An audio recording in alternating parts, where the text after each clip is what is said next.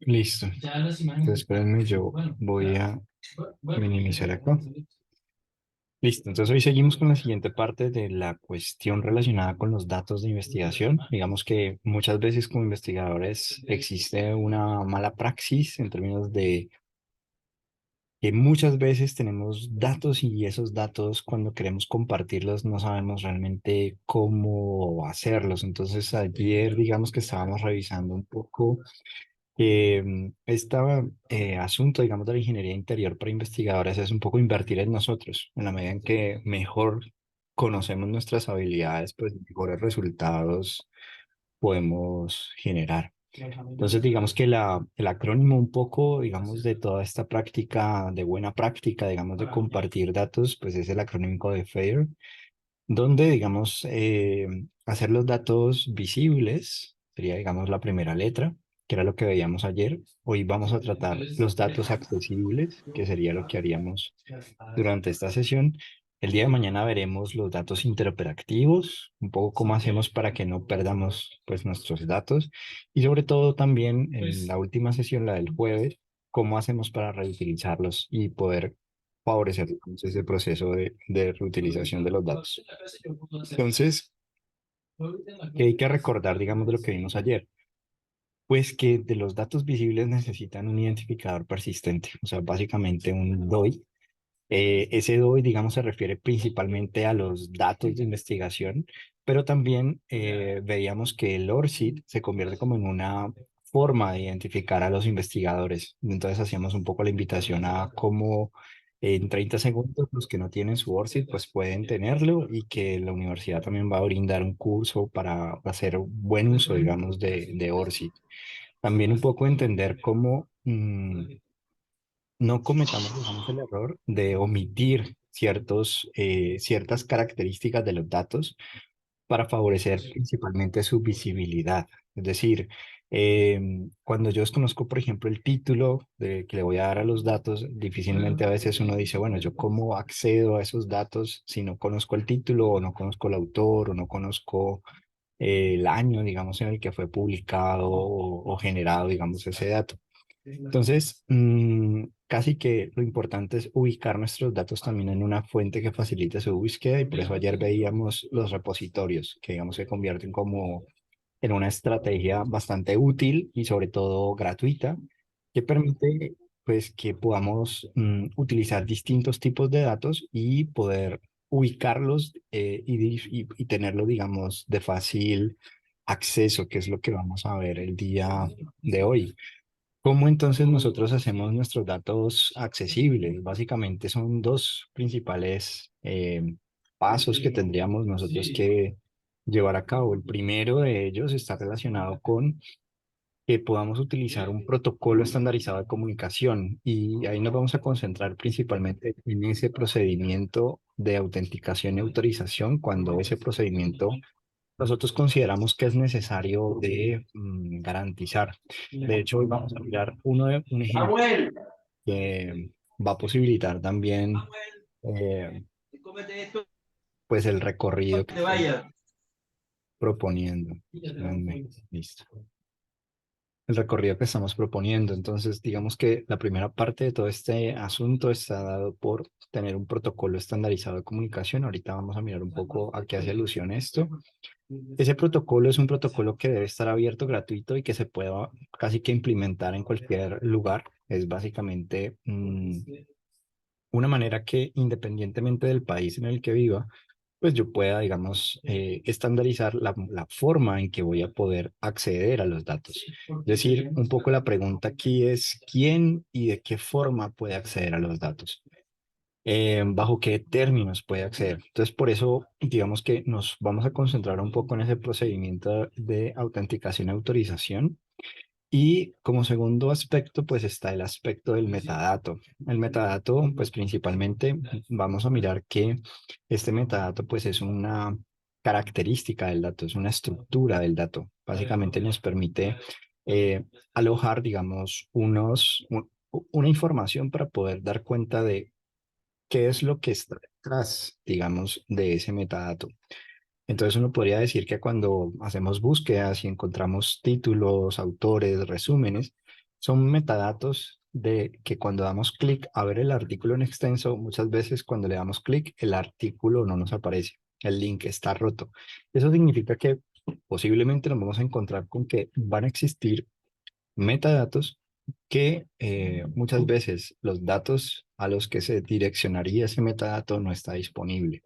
Eso nos puede pasar muchas veces, inclusive a nosotros. Digamos que tenemos unos datos que el software en el que lo habíamos guardado, digamos que ya no es disponible, salió de circulación, básicamente ya no tenemos cómo acceder, digamos, a estos datos. Eso es un poco el tema que hablaremos mañana de interoperabilidad de los datos. Pero por ahora, digamos que nos vamos a concentrar entonces en el procedimiento de autenticación y en el metadato. ¿Cómo es que volveríamos o entenderíamos, digamos, el metadato? Entonces, un dato, pues realmente casi que el meta quiere decir volver sobre el dato. Entonces, eso es un dato sobre un dato. Eso significa entonces que pues nos dan información estructural del dato, las fuentes, las características. Esa generación de metadatos se puede hacer de forma automatizada o de forma manual. Normalmente, pues nosotros estamos acostumbrados a hacerlo de manera automatizada. Es decir, si usamos un gestor bibliográfico, por ejemplo, y le pedimos al gestor bibliográfico que tome los metadatos del artículo, pues él va a tomar las características de la publicación, el título, pero nosotros también podríamos hacer el registro, digamos, manual. Em, es importante también nosotros considerar pues una aproximación casi que técnica, digamos que qué características debe tener para que el metadato pueda ser leído por otro software, ¿vale? Y que no se vaya a perder, digamos, información importante del mismo dato. Entonces, por eso, digamos que muchas veces nos encontramos con metadatos, casi que características de los datos originales sintetizados, pero que muchas veces cuando vamos al hipervínculo, de pronto el dato a donde debería dirigirnos ese metadato, pues no está disponible. Entonces, algunos tipos de metadato que nos vamos a encontrar, por ejemplo, los que nos sirven para las citaciones. Entonces, estábamos hablando, por ejemplo, de los gestores bibliográficos. Pues cuando nosotros vamos a exportar citas, muchas veces nos preguntan qué tipo de información queremos exportar de los datos. Entonces, esa pregunta es un poco qué tipo de metadato necesitamos. Entonces, casi que la mayoría para hacer citaciones necesitamos títulos, descripciones, autor, la licencia, las palabras clave, los identificadores persistentes, los Recording in identificadores progress. como del DOI, las publicaciones que están relacionadas. Y aquí digamos que cuando hablamos de publicaciones relacionadas, muchas veces es que a veces nos aparecen también cuáles son las citas que han recibido esos artículos o referencias que están como relacionadas a esos artículos. No sé si ustedes cuando entran a PubMed, digamos que sean, o cualquier base de datos, han encontrado que cuando entran a un metadato, una síntesis, digamos, de lo que están buscando, aparecen artículos relacionados o publicaciones relacionadas. ¿Cómo, digamos, el software, digamos, la base de datos hace para identificar que ustedes, ese artículo está relacionado con su búsqueda? Principalmente a partir de estos metadatos que decimos como palabras clave, o sea, comparten palabras clave, comparten poblaciones, o sea, comparten características estructurales semejantes. Entonces, la máquina piensa que puede ser relacionado con su tema de investigación.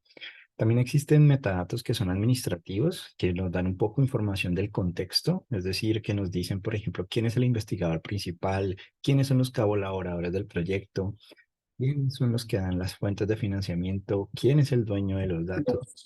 Ese tipo de información, digamos que también es un aspecto que aparece dentro de los metadatos. Entonces uno va pensando cuántos de estos datos yo debería de empezar a generar o a tener disponible para poder garantizar el acceso a los datos. Una cosa es visibilizarlos y otra cosa es poder acceder a ellos.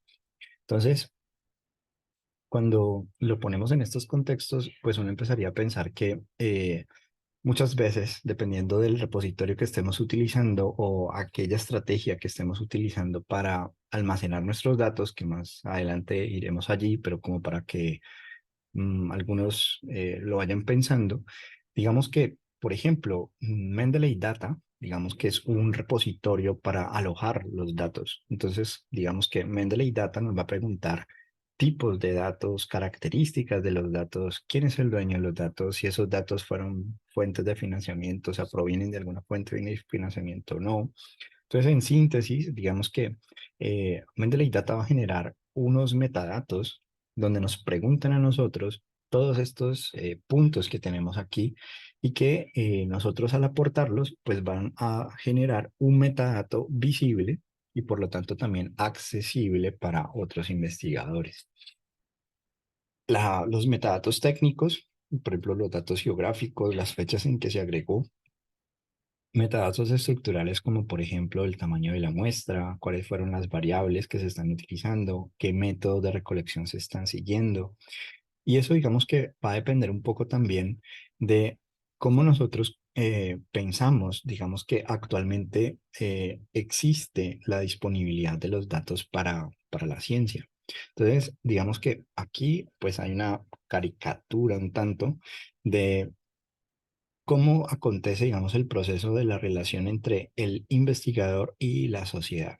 Entonces, la pregunta es un poco si ustedes piensan que esta es una escena del pasado donde el investigador o la entidad financiadora o casi que la institución dice, bueno, los datos son completamente míos y digamos que no hay pues eh, un puente, digamos, entre el acceso de los datos, porque principalmente el investigador o la institución piensa que es dueña, digamos, de esos datos, pese que muchas veces esos datos se han sido obtenidos de la misma sociedad. Entonces, realmente no es am, tan del pasado, digamos que todavía seguimos viendo y por eso hacemos este proceso, digamos, de formación, digamos, mostrarles un poco las bondades que tiene compartir sus datos, ¿vale?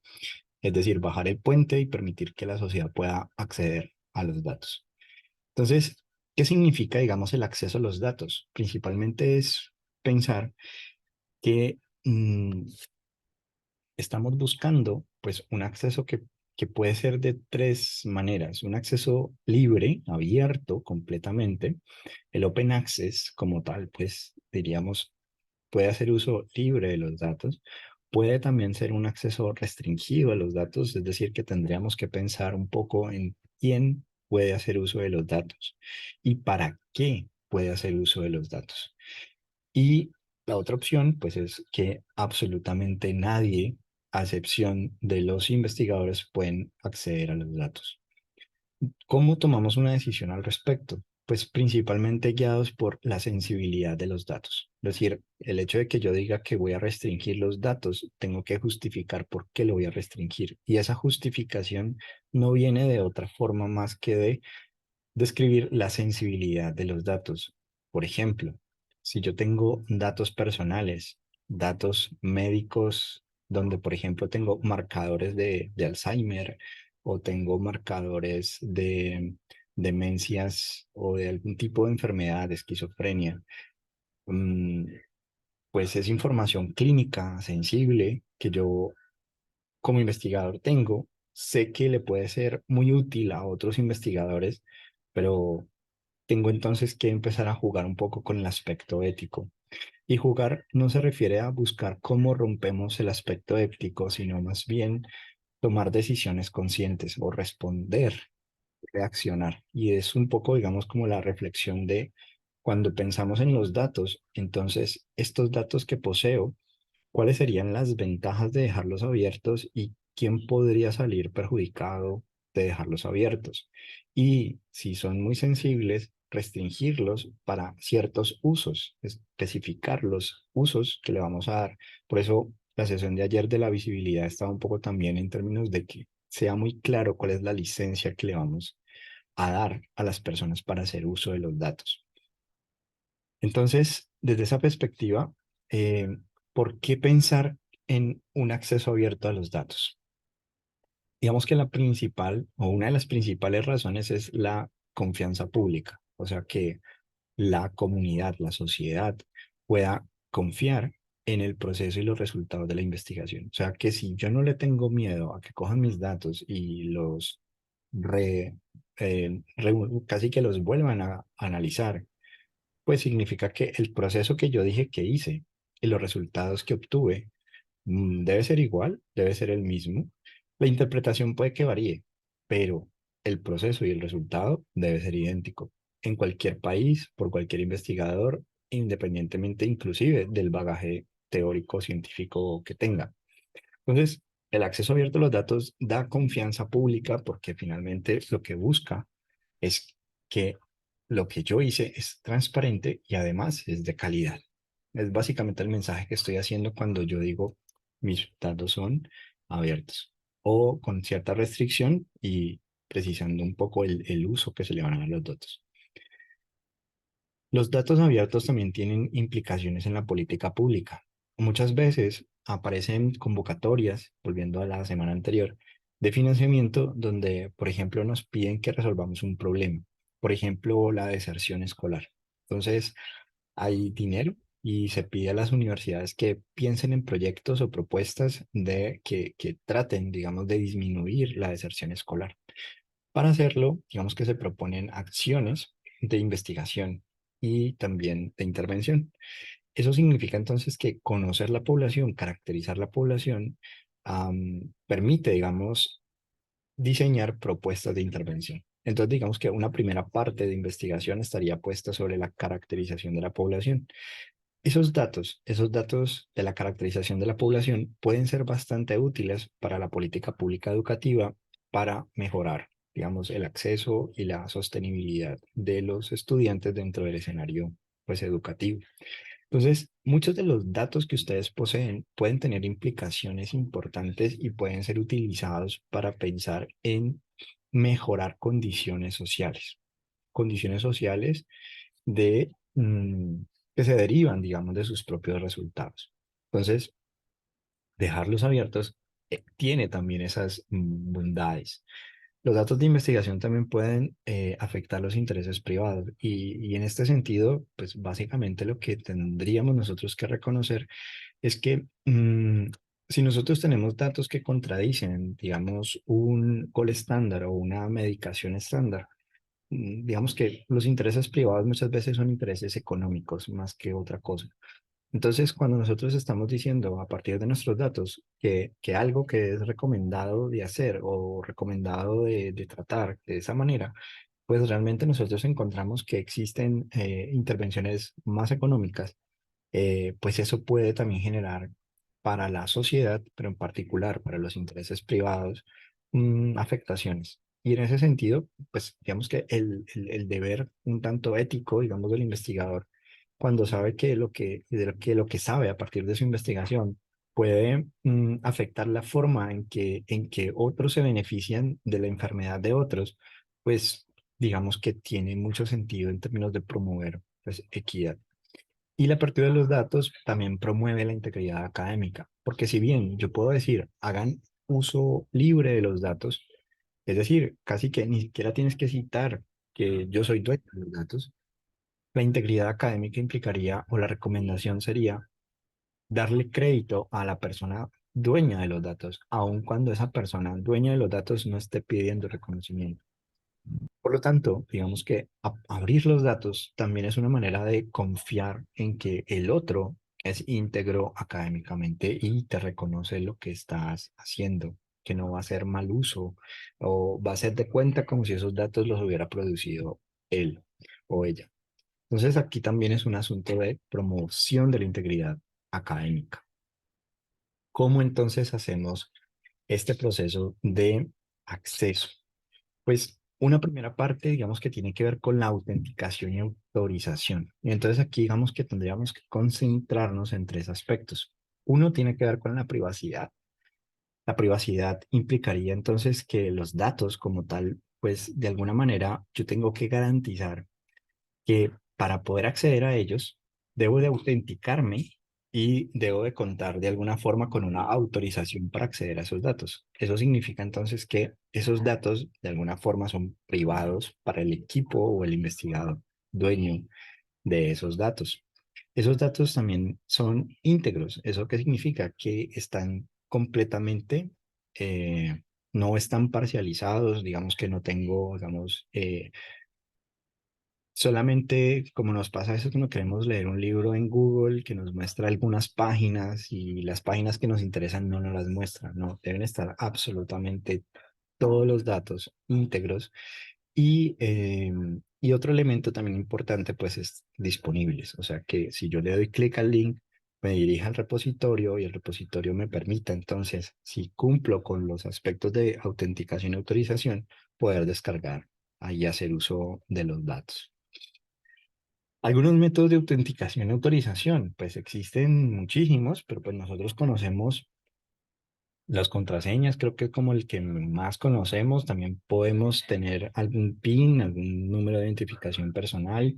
O sea, piensen en la película de acción donde ponen la huella dactilar, hablan, o sea, todo ese tipo de cosas pueden ser capas y capas de protección de los datos de tratar de cuidar esos datos. Entonces, algunos tendríamos escaneos biométricos, tokens de seguridad, otros factores de autenticación adicionales como pues, hablar o cosas así.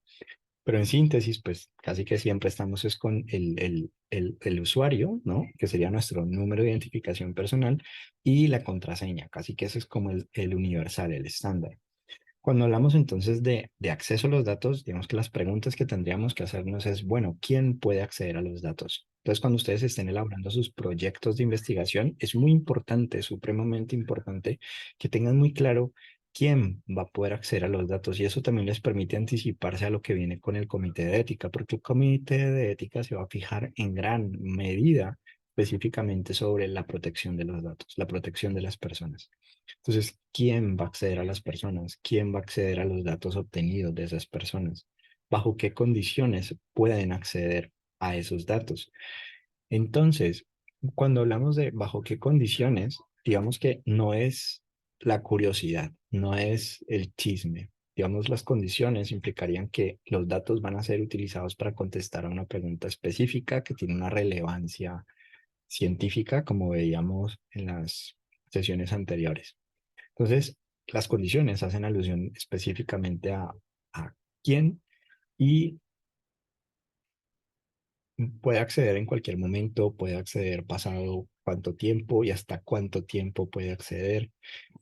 Eh, y por eso, digamos, aquí aparece un poco el proceso de, no es solamente que yo lo tenga claro en mi mente, ¿sí? Sino que yo lo tenga explícito, o sea, que yo en un documento al que pueda ir y si se me olvida cómo era el procedimiento de acceso y las condiciones para acceder a los datos, pues yo me vaya al protocolo documentado y pueda revisar, pueda decir, "Vale, por esta razón él puede o por esta razón él no puede acceder, ¿sí? Eh, Registrar entonces todos los datos de acceso durante la escritura del proyecto de investigación, pues es lo que veníamos como señalando.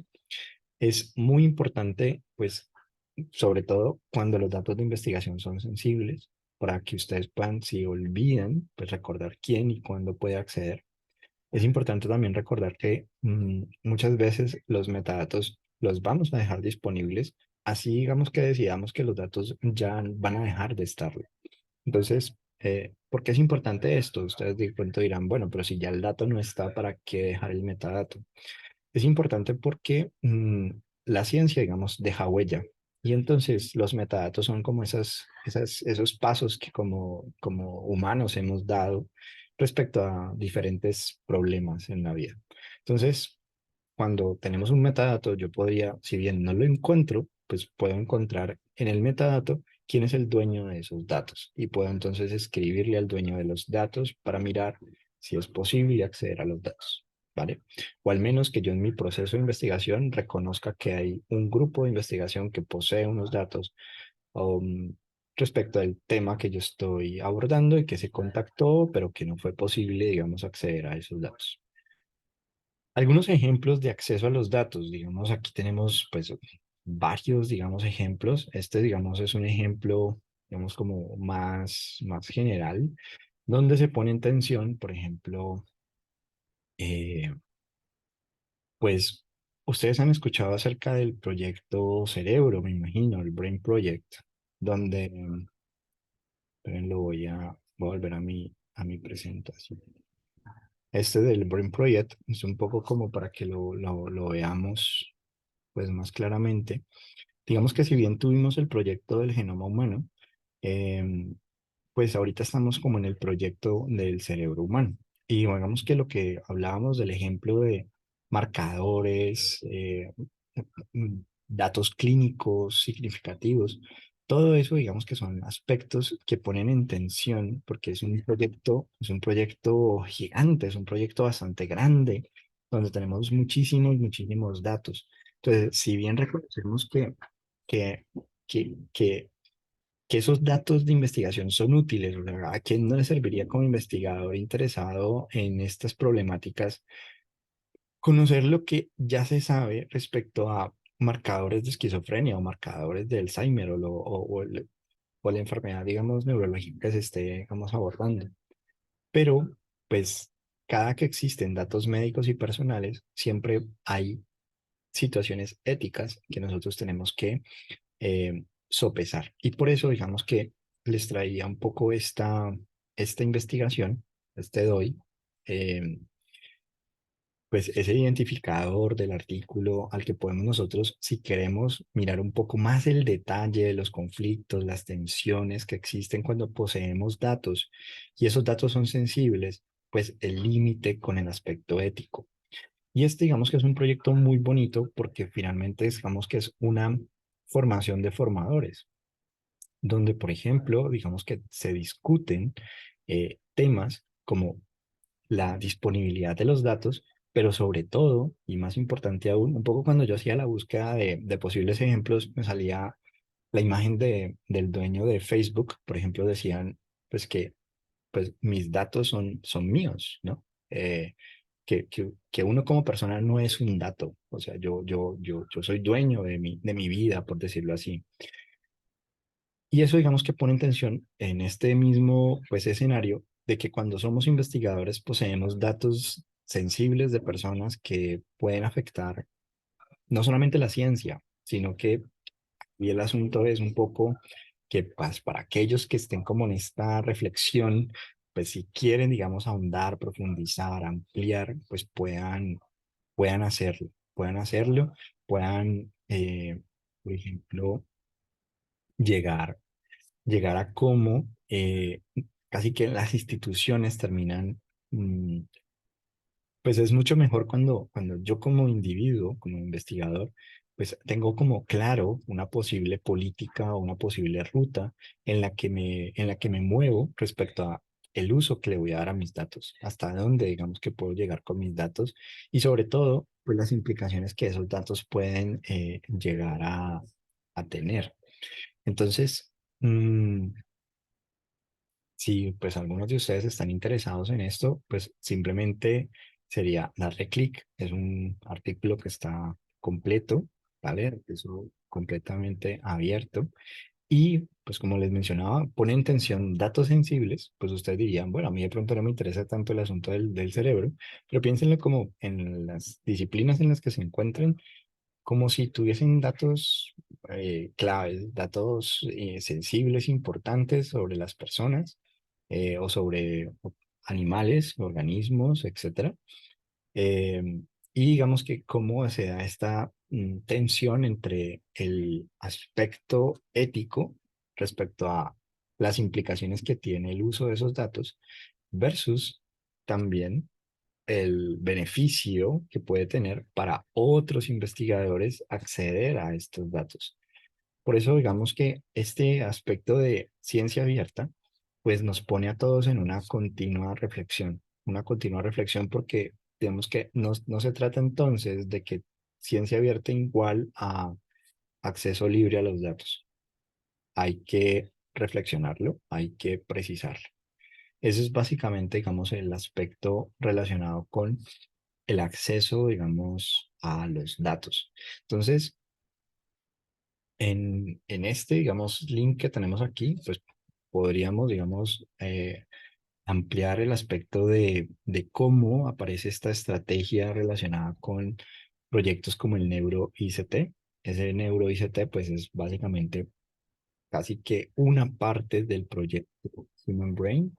Por lo tanto, pues la recomendación es un poco hacer uso de como estas como herramientas que tenemos, ¿sí? Entonces, en síntesis, cuando nosotros pensamos en acceso a los datos, debemos de pensar en estos matices éticos porque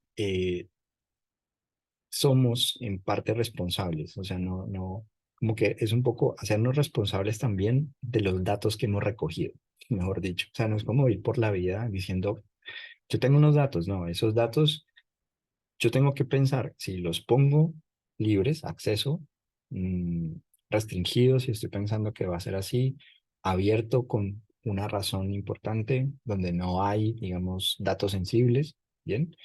Y entonces eso nos va a permitir como un contexto para el acceso de los datos. Entonces, volviendo nuevamente como a este asunto del acceso, es la tensión que hay entre la disponibilidad y la restricción de los datos. Entonces, eh, cuatro, bueno, cinco como ideas que ustedes deben de tener en cuenta al momento de pensar en el acceso. Cuando ponemos en tensión la disponibilidad y la restricción, realmente lo que estamos diciendo es, bueno, yo podría decirle a las personas que el acceso es restringido, ¿bien? Y es restringido bajo la solicitud de los datos. Es decir, alguien me escribe solicitando los datos y yo, con esa solicitud que me hacen de los datos, voy al comité de ética de mi institución o a un grupo de trabajo con el que estoy y empezamos a mirar sobre las implicaciones que nos están solicitando. Es decir, la investigadora que solicita los datos, pues nos va a decir para qué los va a utilizar. Entonces, nosotros vamos a mirar si podemos dar autorización o no para el uso de esos datos. ¿En relación con qué? Pues con la presentación que teníamos antes de estas tensiones entre los aspectos éticos eh, de los datos. Porque finalmente, si tenemos datos personales, pues ya nos metemos en un aspecto ético. Datos médicos, nos metemos en un aspecto ético. Pero al mismo tiempo, a veces uno diría, bueno, pero ¿qué pasa con otros organismos diferentes a los humanos? Eh, También, digamos, existe política ética al respecto. Entonces, debemos de conocer pues, las implicaciones que tiene el dato que tenemos en ese momento. Y ahí digamos que es importante que nosotros explicitemos, o sea, cuando demos la respuesta a esa solicitud que nos hacen para acceder a nuestros datos, pues dejar muy bien, muy explícito, muy claro cómo se van a utilizar los datos. Eso significa entonces que si no es claro eso, casi que lo que estaríamos pensando es que la otra persona, mm, si nosotros no le decimos detalladamente cómo debe utilizar los datos, lo va a utilizar de cualquier manera. Y luego nosotros no podemos ir a sancionarlo. Digamos que si nosotros cedemos en algo, ese ceder de los datos, el acceso a los datos, debe ser bajo unos términos muy, muy explícitos. Y eso nos lleva entonces a las licencias y las atribuciones. Que eso digamos que lo vamos a ver un poco más al detalle, más o menos el viernes, pensaría yo, jueves, viernes. Entonces ahí digamos que todas las licencias que usamos, ¿no? Ustedes están habituados a las Creative Commons, ¿no? Que empiezan a pensar, bueno, el dato, cuando decimos cómo se utilizará, pues en últimas es cómo yo me atribuyo estos datos, a quién le tengo que dar crédito y cómo puedo hacer distribución de los datos, los puedo compartir, son solo para mí. Y eso digamos que nos empieza a hacer pensar sobre los alcances, digamos que nos permite un marco de trabajo respecto a nuestros datos, hasta dónde se pueden llevar a la práctica, a otras instancias para hacer otros análisis. Em, y esto, digamos que es un aspecto supremamente clave porque algunos tipos de artículos, es decir, generación de conocimiento de cuartil que como docentes nos piden, como investigadores nos piden, se especializan en publicar artículos relacionados con datos. Y pues más adelante vamos a ver un poco cómo, digamos que cómo podemos hacerlo. Y una de las preguntas que nos hacen, por ejemplo, en ese tipo de revistas que se especializan en este tipo de artículos, es el alcance de nuestros datos. Es pensar claramente, pues, que yo pueda, digamos, decir, bueno, yo los usé para esto, pero también podrían haber sido usados para esto y esto. ¿M? Bueno, luego volveremos como más al detalle cuando estemos en ese tema en particular. Balance entonces entre lo ético y pues el compartir los datos, el acrónimo de FAIR, es decir, la visibilidad, el acceso, la interoperatividad de los datos y la reutilización de los mismos. Un balance entre eso, que nos piden un poco como de buena práctica de compartir datos, con el aspecto ético. Y el acceso entre, pues, no confundir, por decirlo así, lo público con el acceso. ¿Y por qué es importante eso? Porque una cosa es que yo deje mis datos de manera pública, es decir, que pueden hacer uso libre completo de esto, a que yo piense que hay unas condiciones de acceso. Y cuando yo lo pongo en condiciones de acceso, pues entonces yo ya empiezo a pensar que esas condiciones son, de alguna manera, algo que yo como investigador fríamente pensaba. Y lo he pensado bien en tanto conozco mis datos y conozco las implicaciones de los mismos. Entonces, dicho esto, pues llegaríamos un poco como a las preguntas y respuestas que ustedes puedan tener. Entonces, pues en este momento es como el espacio para compartir sus inquietudes, dudas, y ya les voy a enviar el link.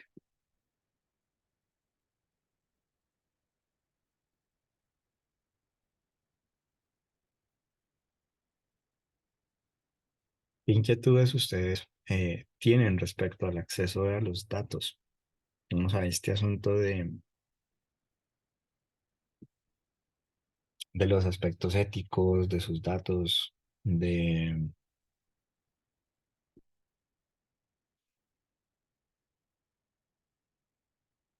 Bien, Luis. Cuando nosotros, mira, la pregunta que hace Luis dice si los datos están disponibles de acceso abierto, ¿hasta qué punto uno puede publicar nuevos análisis?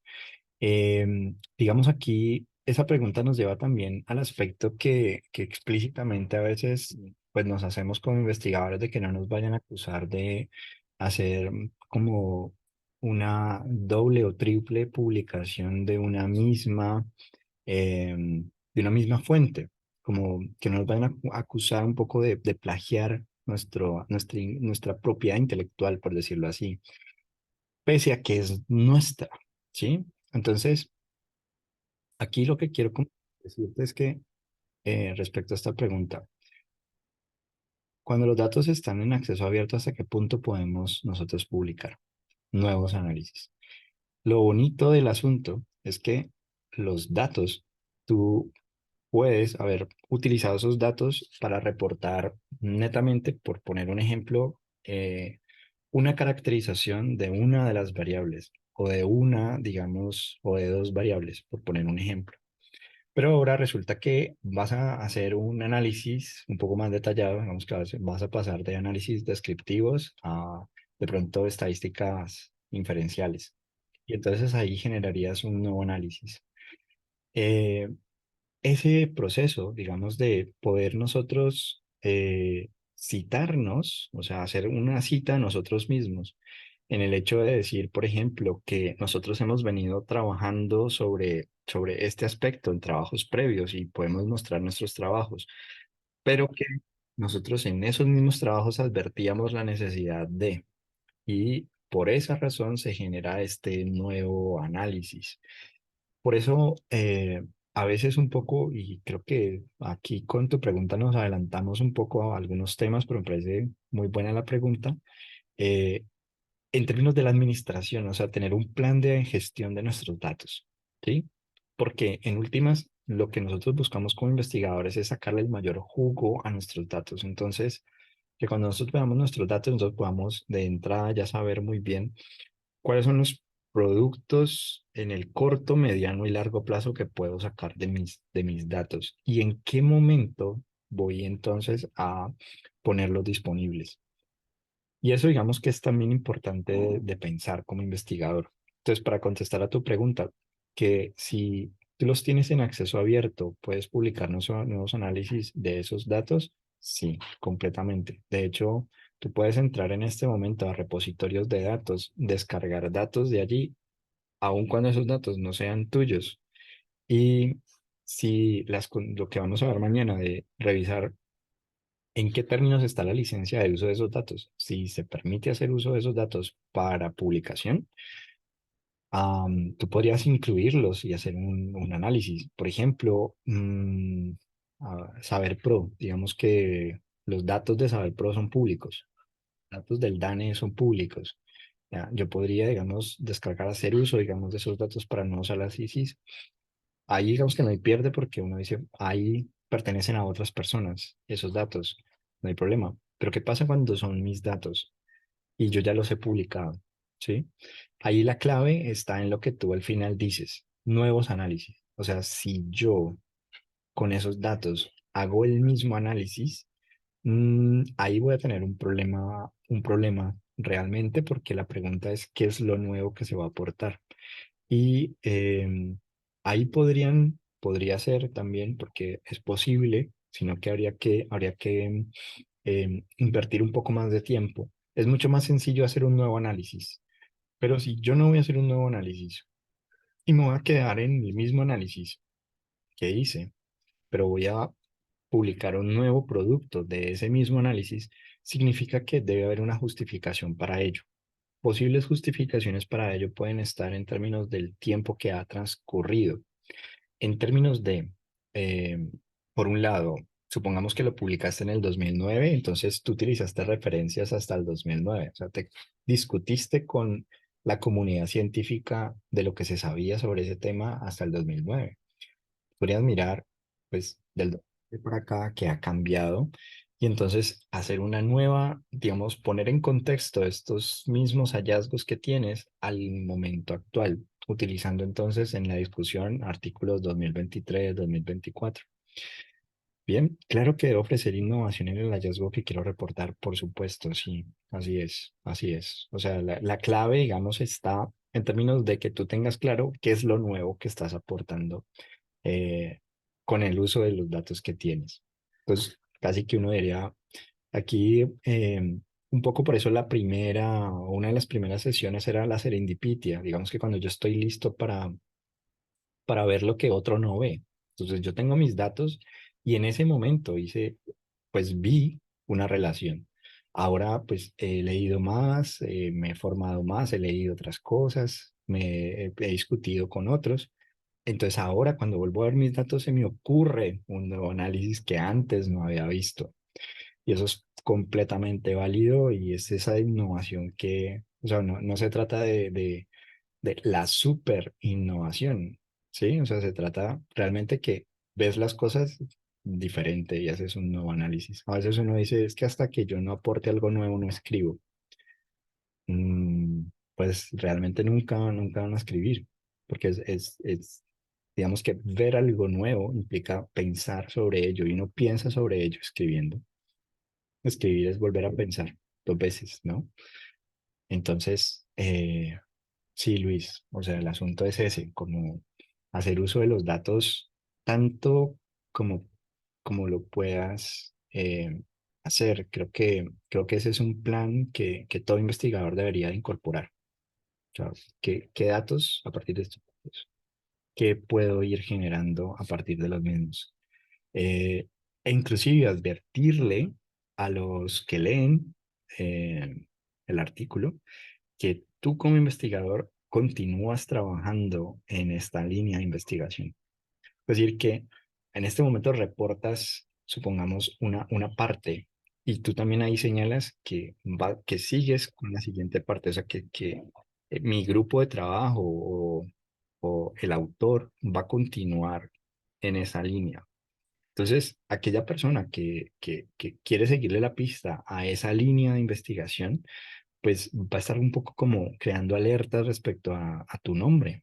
Entonces, cada que salga un artículo de Luis Funk es porque es relacionado con este tema, que lo está mirando desde diferentes perspectivas, que a veces invita también a otros investigadores a mirar también los mismos datos, discutirlos y ver posibles aplicaciones a disciplinas diferentes a las que originalmente fueron pensadas. Entonces, eso me parece pues muy, muy importante, como tenerlo en cuenta. Bueno, no sé si tienen bien, listo. ¿Qué otras inquietudes tienen?